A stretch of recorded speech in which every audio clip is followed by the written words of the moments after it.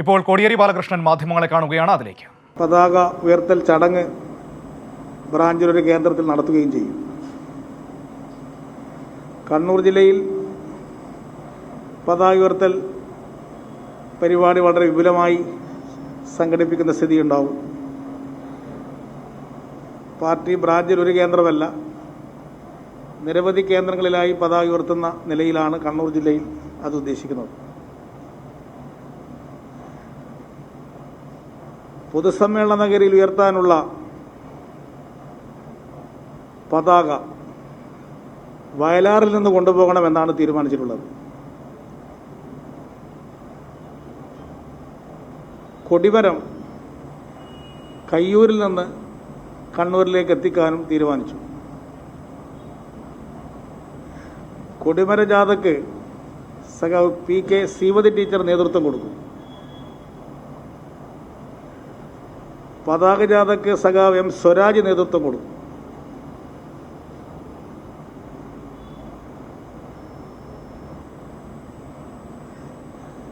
March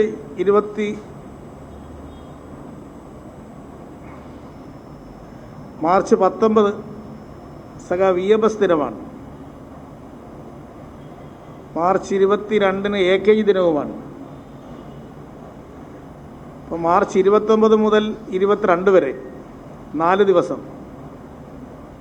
EMS AKG ദിനാചരണ പരിപാടികൾ സംസ്ഥാന തലത്തിൽ നടക്കും.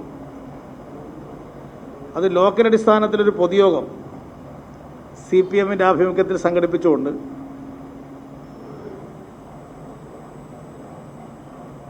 ഈ പരിപാടി വിജയിപ്പിക്കണമെന്നാണ് ഇന്ന് തീരുമാനിച്ചിട്ടുള്ളത്.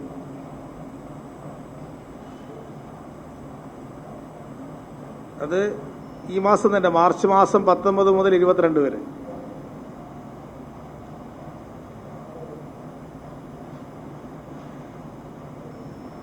രാജ്യസഭാ ഇലക്ഷൻ സംബന്ധിച്ച് സംസ്ഥാന കമ്മിറ്റി ചർച്ച ചെയ്യുകയും ഘടകകക്ഷികളുമായി ഈ കാര്യങ്ങൾ ചർച്ച ചെയ്യാൻ തീരുമാനിക്കുകയും ഘടകകക്ഷികളുമായുള്ള ചർച്ചകൾക്ക് ശേഷം സ്ഥാനാർത്ഥിയെ സംബന്ധിച്ച് തീരുമാനമെടുക്കാനുള്ള അധികാരം സംസ്ഥാന സെക്രട്ടേറിയറ്റിനെ സ്റ്റേറ്റ് കമ്മിറ്റി ചുമതലപ്പെടുത്തുകയും ചെയ്തിട്ടുണ്ട്. ഇത്രയും കാര്യങ്ങളാണ് ഇന്ന് സംസ്ഥാന കമ്മിറ്റി ചർച്ച ചെയ്തത്.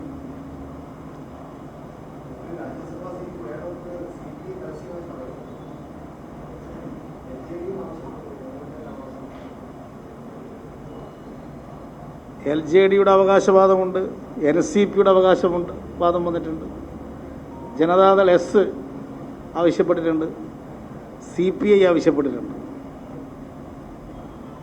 അപ്പോൾ എല്ലാവരുടെയും ആവശ്യങ്ങൾ സംബന്ധിച്ച് പരിശോധിച്ച് LDF ആണ് ഇത് സംബന്ധിച്ച് ഒരു തീരുമാനമെടുക്കുക.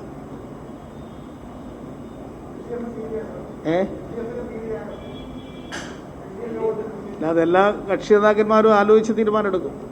14-നാണ് നോട്ടിഫിക്കേഷൻ വരിക.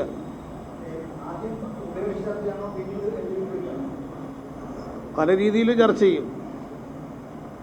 ഉഭയകക്ഷി ആവശ്യമായിട്ടുള്ളത് ഉഭയകക്ഷി ഉണ്ടാവും.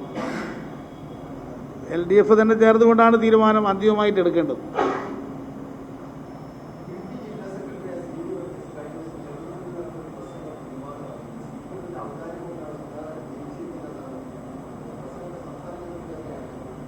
ആരെ?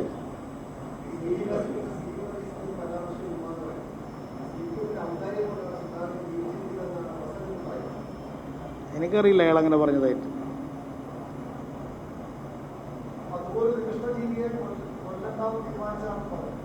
ആരാ? അത് അയാളോട് തന്നെ ചോദിക്കുന്നതാണ് നല്ലത്. എനിക്കതിനെപ്പറ്റി അറിയില്ല. അങ്ങനെ പ്രസംഗിച്ചതിൻ്റെ ശ്രദ്ധയിൽ പെട്ടിട്ടുമില്ല.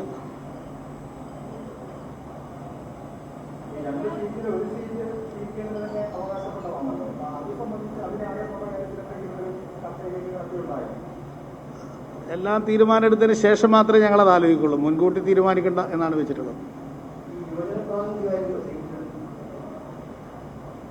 അതിനെപ്പറ്റി ചർച്ച പോലും ചെയ്യാതെ ആർക്കാണ് പ്രാതിനിധ്യം എന്ന് ചോദിച്ചാൽ എന്ത് പറയാൻ സാധിക്കും? മനസ്സിലുള്ള കാര്യങ്ങളോടല്ലല്ലോ പറയേണ്ടത്, പാർട്ടിയിലല്ലേ പറയേണ്ടത്.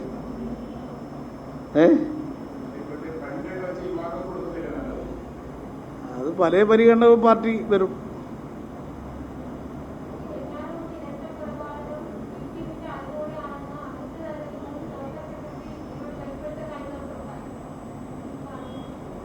CPM നേതാക്കന്മാരെ CPM എന്നെ കൊല്ലുമോ? അതാരാ പറഞ്ഞത്? ആ പറഞ്ഞ ആൾ എവിടെയും കൊണ്ടുപോയിട്ട് അത് പരിശോധിക്കണം.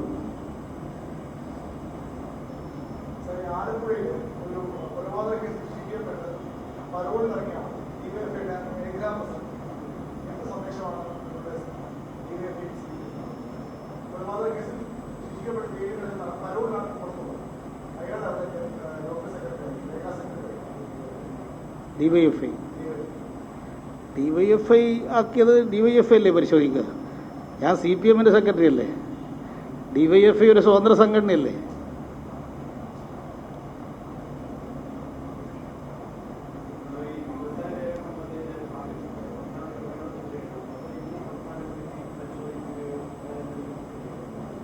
സംസ്ഥാന കമ്മിറ്റി ചർച്ച ചെയ്ത് അംഗീകരിച്ച രേഖയാണ് പാർട്ടി സ്റ്റേറ്റ് സമ്മേളനത്തിൽ അവതരിപ്പിച്ചത്.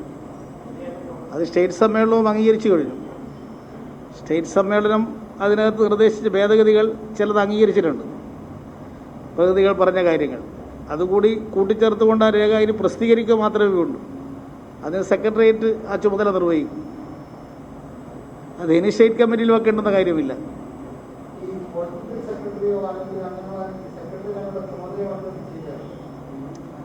ഞങ്ങളെടുത്തൊരു ചർച്ച ഇതുവരെ വന്നിട്ടില്ല. മാധ്യമങ്ങൾ ഇങ്ങനെ പല കാര്യങ്ങളും എഴുതുന്ന കാണുന്നുണ്ട്.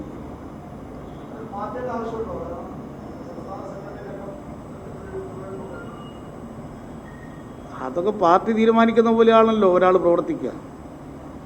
എവിടെ പ്രവർത്തിക്കണമെന്ന് പാർട്ടി തീരുമാനിച്ചാൽ അവിടെ പ്രവർത്തിക്കണം. അത് ചുമതലകളെല്ലാം ഇനി തീരുമാനം എടുക്കാൻ പോകുന്നേ ഉള്ളൂ. സെക്രട്ടേറിയറ്റ് മെമ്പർമാരുടെ ചുമതല എന്തെല്ലാമാണ്, സ്റ്റേറ്റ് കമ്മിറ്റി മെമ്പർമാരുടെ ചുമതല എന്തൊക്കെയാണ്, അതൊക്കെ സെക്രട്ടേറിയറ്റ് ചർച്ച ചെയ്ത് തീരുമാനിക്കാനിരിക്കുന്നേ ഉള്ളൂ.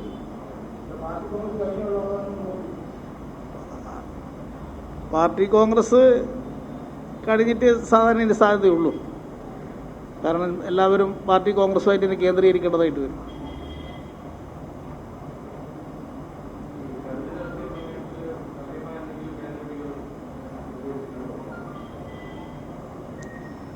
ഭരണ രാഷ്ട്രീയ പ്രമേയത്തെ പൊതുവിൽ പിന്തുണയ്ക്കുകയാണ് കേരള സംസ്ഥാന കമ്മിറ്റി ചെയ്തിട്ടുള്ളത്. പൊതു നിഗമനങ്ങളോട് യോജിപ്പാണ് സംസ്ഥാന കമ്മിറ്റി. അതിൽ ചില ഖണ്ഡികളിൽ ചില ഭേദഗതികളും നിർദ്ദേശങ്ങളും മാത്രമേ ഉയർന്നു വന്നിട്ടുള്ളൂ.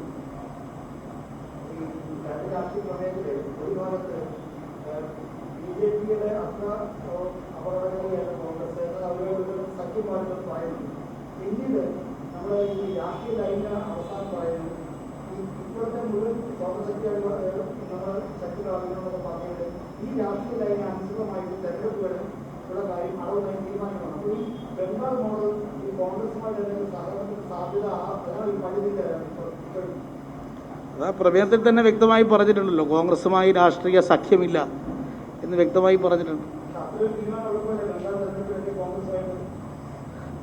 പാർട്ടി കോൺഗ്രസ് പ്രമേയത്തിനകത്ത് പറഞ്ഞ കാര്യം വ്യക്തമാണ്. കോൺഗ്രസുമായിട്ടൊരു സഖ്യമില്ല. വിവിധ സംസ്ഥാനങ്ങളുടെ പ്രത്യേക സാഹചര്യങ്ങൾ പരിഗണിച്ചുകൊണ്ട് അവിടെ പല പ്രാദേശിക കക്ഷികളും ഇപ്പോൾ ഉയർന്നു വന്നിട്ടുണ്ട്. സംസ്ഥാനങ്ങളിലാണ് സഖ്യം ഇത്തവണ ഉണ്ടാകുക. ഇലക്ഷന് മുമ്പ് ഒരു ദേശീയമായിട്ടുള്ള ഒരു കൂട്ടുകെട്ടുണ്ടാകാനുള്ള സാധ്യത ഇപ്പോഴും കാണുന്നില്ല.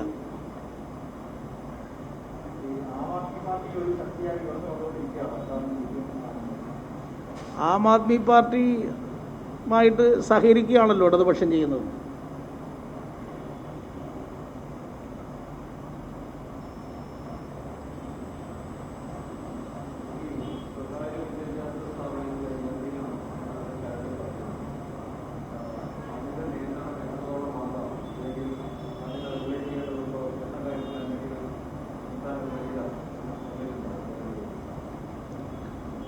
സ്വകാര്യ സ്ഥാപനങ്ങളെ സംബന്ധിച്ച് ഇപ്പോൾ തന്നെ സംസ്ഥാനത്ത് ചില നിയമങ്ങൾ വന്നു കഴിഞ്ഞിട്ടുണ്ട്. 100% സീറ്റും മെറിറ്റ് അടിസ്ഥാനത്തിലാണിപ്പോൾ എഞ്ചിനീയറിംഗ് മെഡിക്കൽ കോളേജുകൾ നടക്കുന്നത്.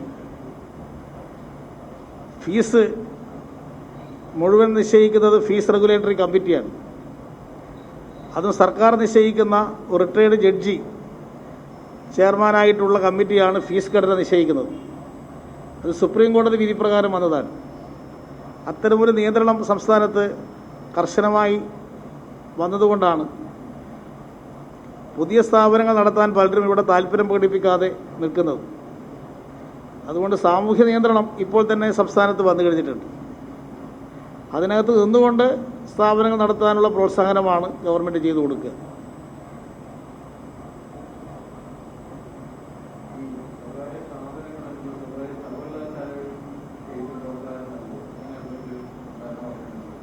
സ്വകാര്യ സർവകലാശാലയെപ്പറ്റി ഞങ്ങൾ രേഖ പരാമർശിച്ചിട്ടില്ല. പക്ഷേ ഡീംഡ് യൂണിവേഴ്സിറ്റികൾ സംസ്ഥാനത്ത് ഇപ്പോഴുണ്ട്. ഡീംഡ് യൂണിവേഴ്സിറ്റികൾ സംസ്ഥാനത്ത് ഇപ്പം പ്രവർത്തിക്കുന്നുണ്ടല്ലോ. അത് ഇവിടെ ആലോചിച്ചിട്ടില്ല.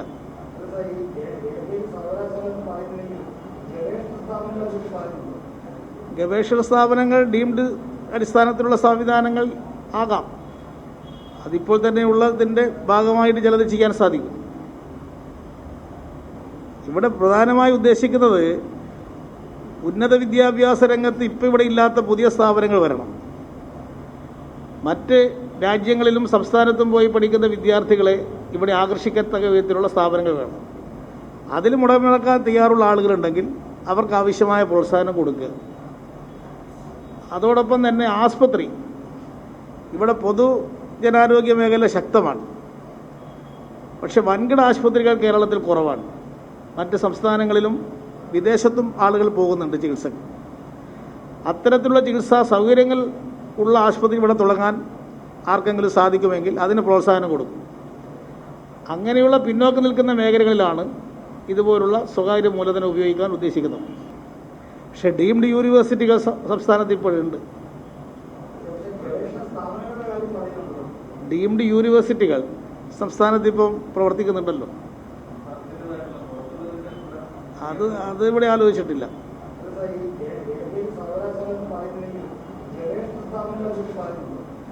ഗവേഷണ സ്ഥാപനങ്ങൾ ഡീംഡ് അടിസ്ഥാനത്തിലുള്ള സംവിധാനങ്ങൾ ആകാം.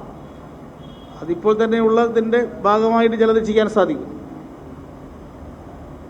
ഇവിടെ പ്രധാനമായി ഉദ്ദേശിക്കുന്നത് ഉന്നത വിദ്യാഭ്യാസ രംഗത്ത് ഇപ്പോൾ ഇവിടെ ഇല്ലാത്ത പുതിയ സ്ഥാപനങ്ങൾ വരണം. മറ്റ് രാജ്യങ്ങളിലും സംസ്ഥാനത്തും പോയി പഠിക്കുന്ന വിദ്യാർത്ഥികളെ ഇവിടെ ആകർഷിക്കത്തക്ക വിധത്തിലുള്ള സ്ഥാപനങ്ങൾ വേണം. അതിൽ മുടങ്ങിറക്കാൻ തയ്യാറുള്ള ആളുകളുണ്ടെങ്കിൽ അവർക്ക് ആവശ്യമായ പ്രോത്സാഹനം കൊടുക്കുക. അതോടൊപ്പം തന്നെ ആസ്പത്രി, ഇവിടെ പൊതുജനാരോഗ്യ മേഖല ശക്തമാണ്. പക്ഷെ വൻകിട ആശുപത്രികൾ കേരളത്തിൽ കുറവാണ്. മറ്റ് സംസ്ഥാനങ്ങളിലും വിദേശത്തും ആളുകൾ പോകുന്നുണ്ട് ചികിത്സക്ക്.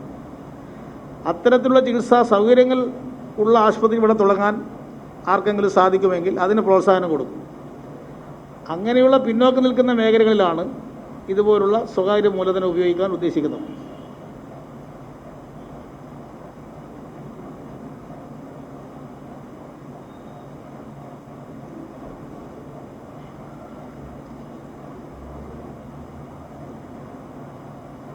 സംസ്ഥാന കമ്മിറ്റി വേഗം തീർന്നതാണ്. അപ്പോൾ ഇത് മാത്രമല്ലേ പറയാനുണ്ടാവും. നിർത്താലോ? ശരി.